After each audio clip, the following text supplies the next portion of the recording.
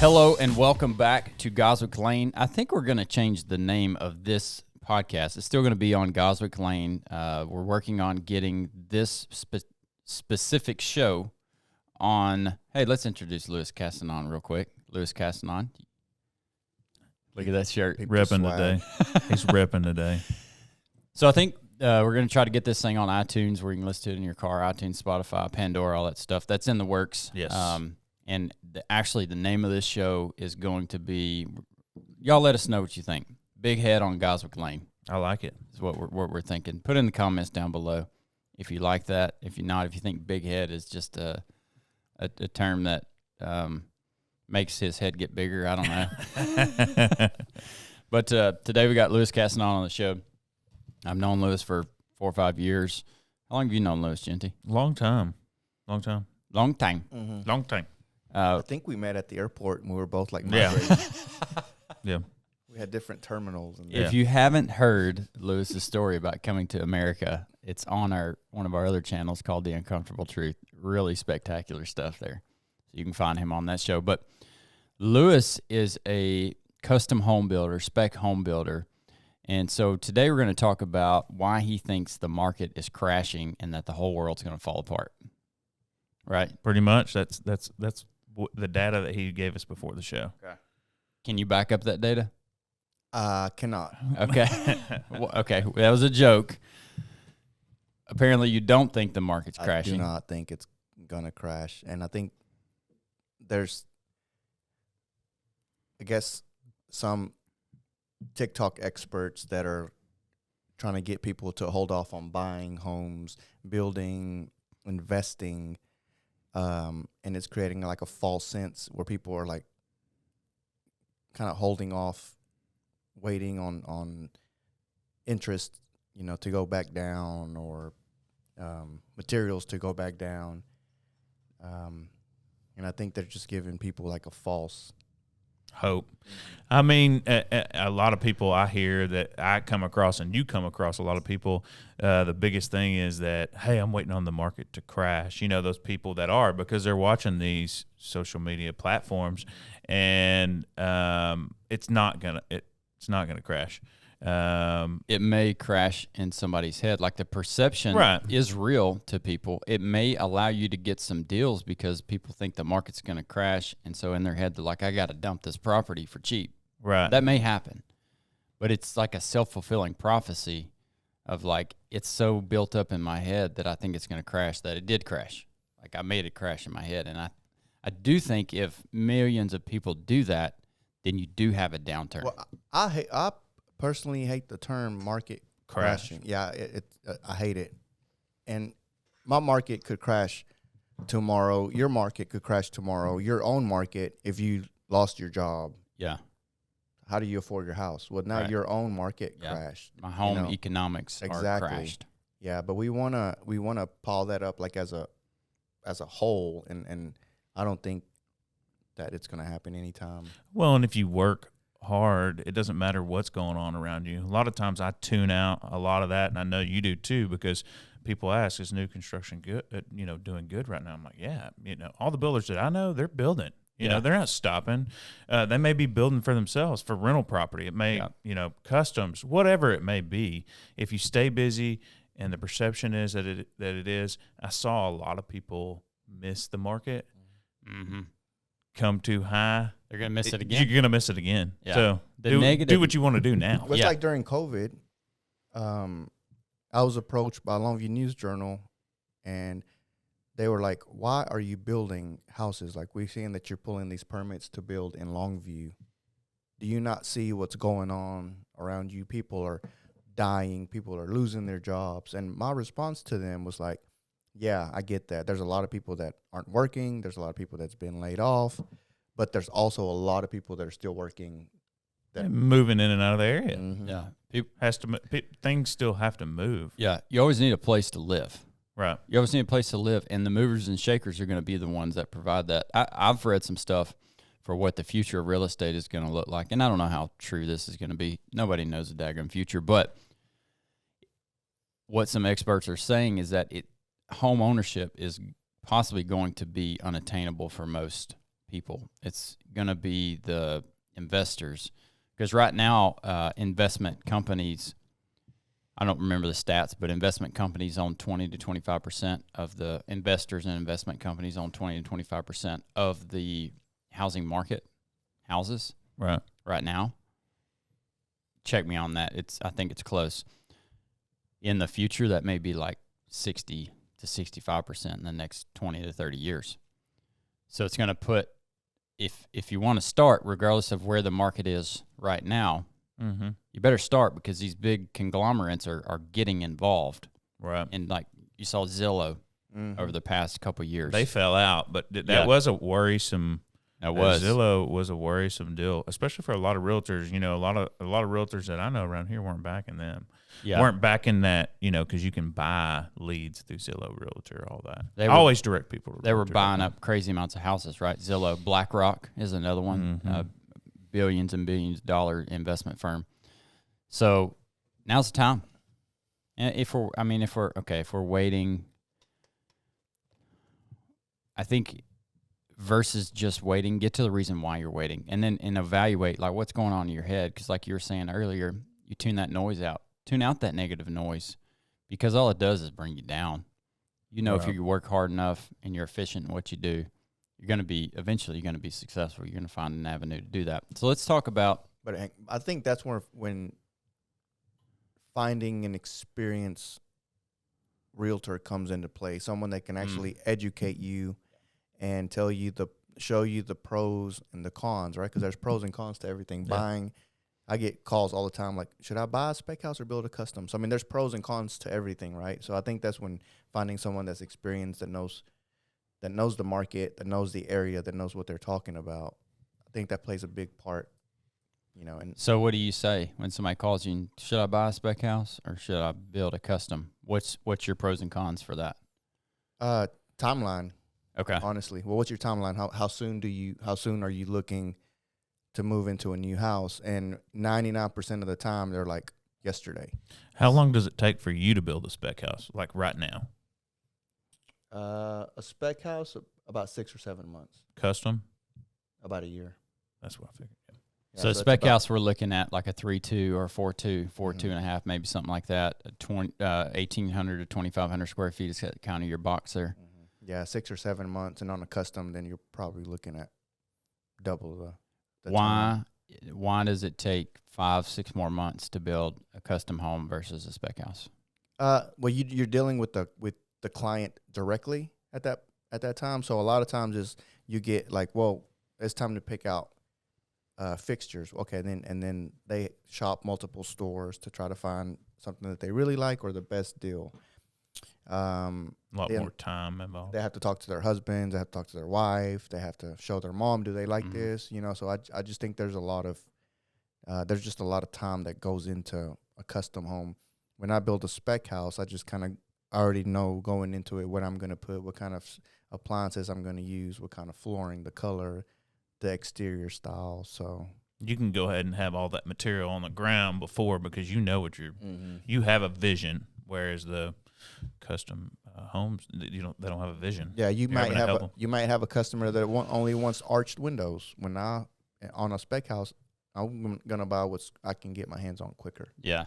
So most people don't know what they want until they see it, and sometimes on a custom home, right, you're gonna put something in. I'm sure this has happened to you, and the customer says, "I hate it," and then you take it out and you do it again. Let's run some numbers. Just ballpark it. You're building a spec house. It's a 3.2, 2,000 square feet. And you're building a custom 3.2, 2,000 square feet. What's the price difference right now on what somebody's looking to pay for that? That's a loaded question. You just got him under there. The problem is it depends on how much. I always tell people, because they ask me that question, it depends on what your taste is. Okay. What kind of countertops do you want? What kind of floor do you want? What, could you spend an extra $100,000 on that custom? But you also, he sold some of my spec houses. My spec homes are built like custom homes. Like I don't build my spec houses like a cookie cutter. You know, I've never built the same house twice. Okay. Even in a spec house. Okay. So I think what I do is different than what a lot of other builders do. Because if you bought one of my spec houses, then you're gonna have a walk-in shower. You're gonna have quartz or granite countertops. You're gonna have the same kind of flooring that you would put in a custom home. Okay. Custom cabinets. So it's all the similar stuff. It's just you know Mm-hmm. what you can get your hands on and how it fits your color scheme and your design, and you're going to use what's available versus having to go out and find some custom stuff to do that. So it's quicker. Right. Okay. Hey, stay tuned until the end. We're going to go through some nuggets of what some customers should look out for if you are building a custom home, and we're going to talk about some things that you're going to really need to know as far as how to set your expectations so that you're not. Most of the time when you get to I'll say this. Whenever I come in contact with a person who just built a home, I ask them this question. Are you happy with your home? There's two. Are you happy with your home?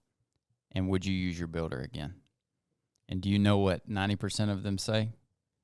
I like my home. I don't know if I'd use that guy again. Well, and the building industry, I know I just got through building a home. We love our home, love our builders, but for someone like me who's very impatient and doesn't understand the builder side of it, it can be frustrating.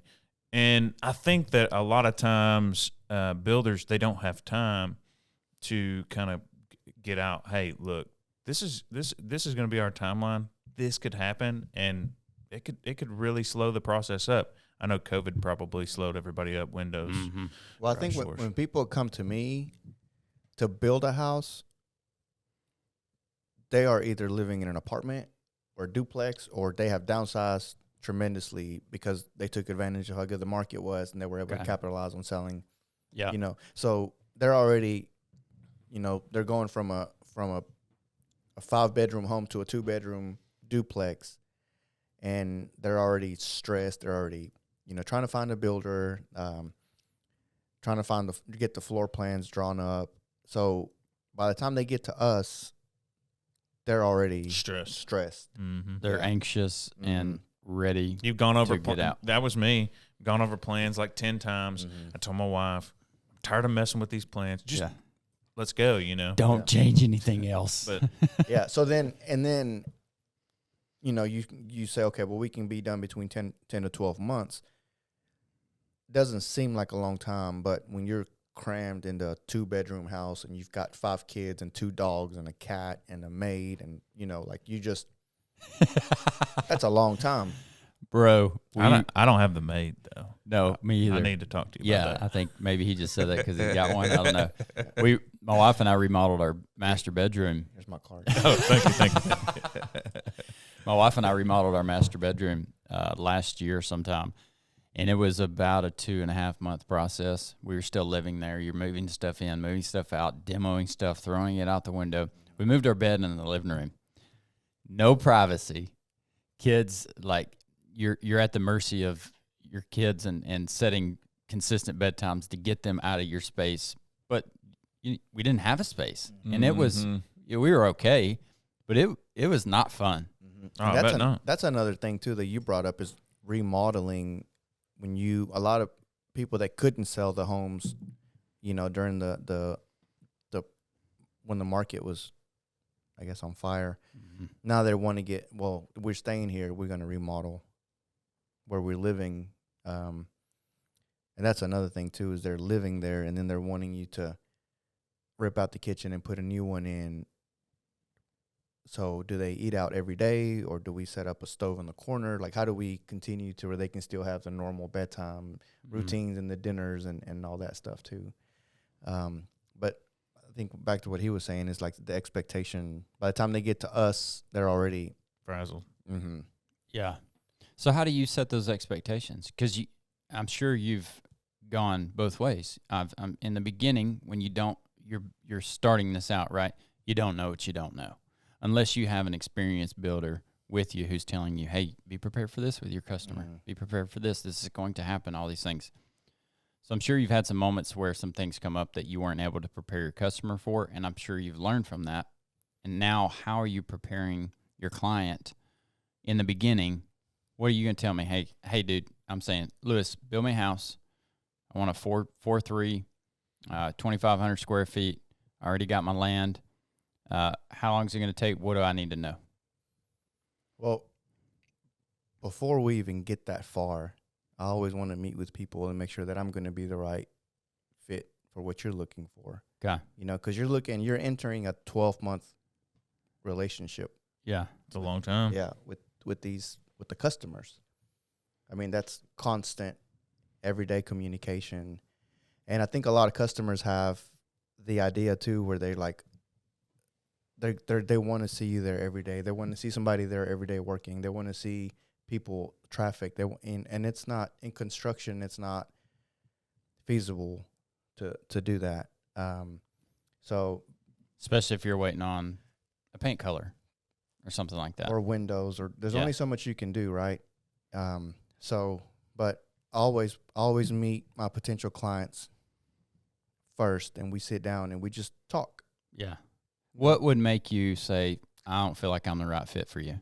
I've done it plenty of times. What It's just, what is it? If I just know that it's not going to be, that I'm not going to be the right builder that you're looking for, if it's the project is just something that I can't handle, if I think it's too big, It's good. If I feel like I don't have the experience for what you're needing, I've turned down customers that are wanting like these high-tech homes, you know, with coffee bars. I don't know anything about that, you know, and I don't feel comfortable learning as I go, you know, on their dime or their time. Yeah.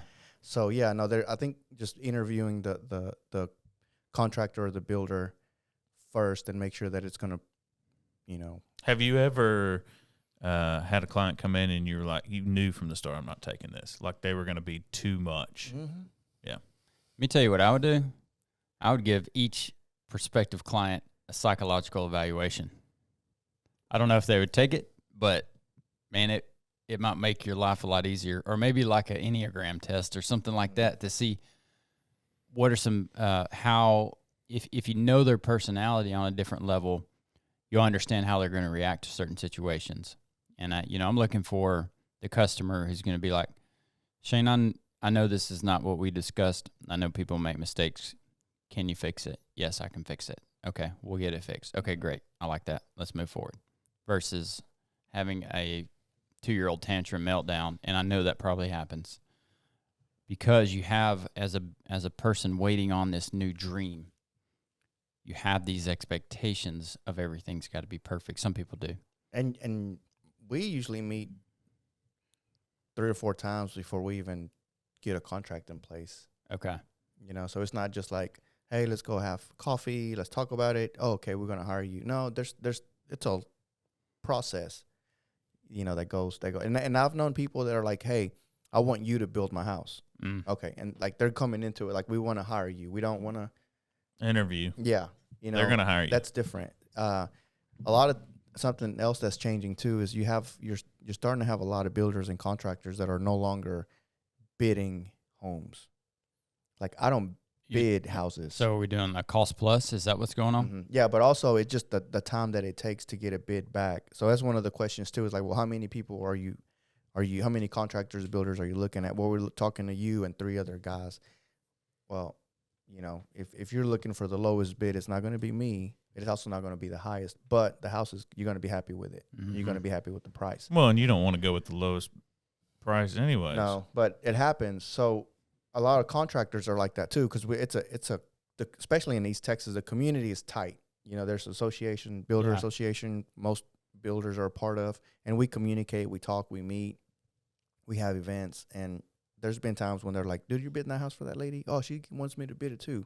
You know, so it's kind of like I don't want to take, we don't compete. There's plenty with each other. Plenty for, you know, for everybody. And my style is different than your style and that your style. Yeah. You know, so I want people to, I think you should hire someone based on the experience, but also like what they have built in the past that you can actually like go physically touch, get your hands on. Yeah. I think what you said earlier about like we don't really bid them anymore is a great point that a customer wouldn't think of. When we were building, my wife contracted, built a house on the lake, like 45 minutes north of here. And it was during COVID, so it was hard to get quotes anyways. But we waited probably 3 months for a lumber package quote. And that's where if an experienced builder comes in and says, you're not going to get that lumber package quote right now. It's going to be somewhere between $40,000 and $55,000. We're going to put that in the budget, and we got to get it. Right. So just plan for $40,000 to $55,000. We'll get it instead of waiting for this package number and then saying, okay, you know. Well, I think now, too, that there's so many new builders and contractors. There's construction going up everywhere, and then anyone that has a set of tools can just say, well, I'm just going to open my own construction company. Yeah.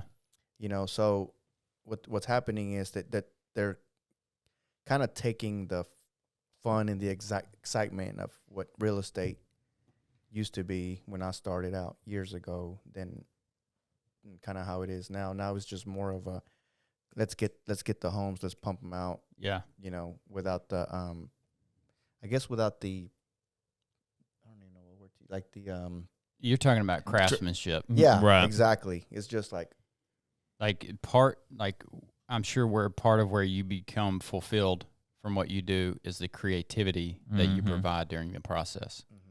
And just slapping something in and calling it good is not how you operate.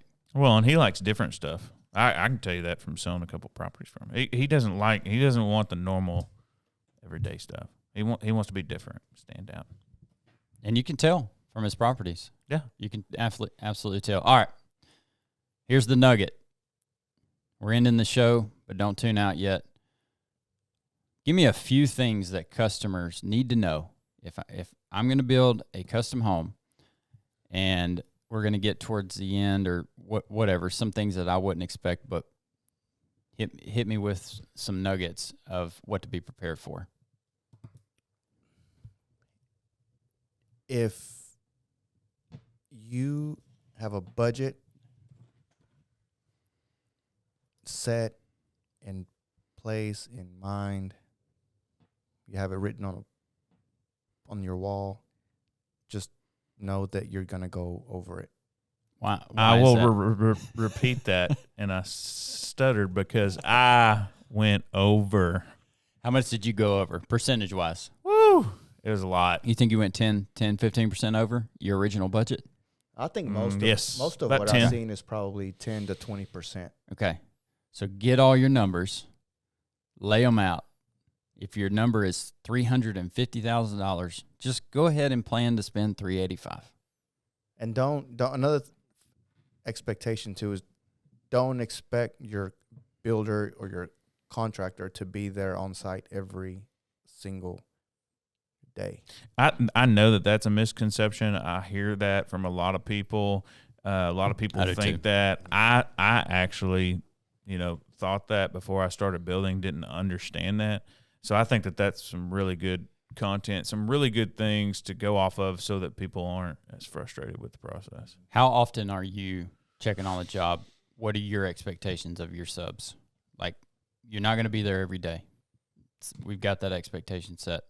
Are you checking on, like, when you're framer, do you get your framer set up and then you check on them? We have timelines, and when you meet with your framer, it's going to take him 3 weeks to frame this house, longer if there's siding, right? Yeah. Or there's any kind of roof pitch or anything special that's going to go on that project. So you've got your timelines, and I have enough faith in my guys that if they're telling me, hey, it's going to take me 3 weeks, it's going to take them 3 weeks. That's another point that I want to point to, and we'll close out after this. And if you guys have anything to say about it, I'm sure you do. But when you pick a contractor to build your house, when you pick a general contractor, the builder, ask them about their subs and how much faith they have in their subs, because that's who's going to build your house. Your contractor is the one who's done all the work to find all these people.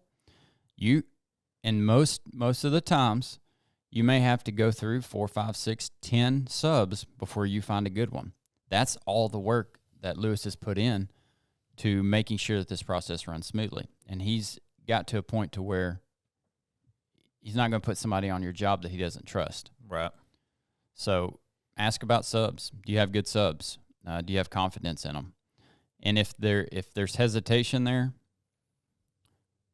just move on to the next builder, I would say. And then ask if they're part of the East Texas Builders Association too. That's a program, that's a group that we have in place where most of your builders are a part of. Okay. And that's very important too. Why is that important? Well, because you're a part of an association that keeps up with regulations and rules and HOAs, and we go down to Austin and we lobby on laws that they try to pass that impact our industry directly. So we meet once a month.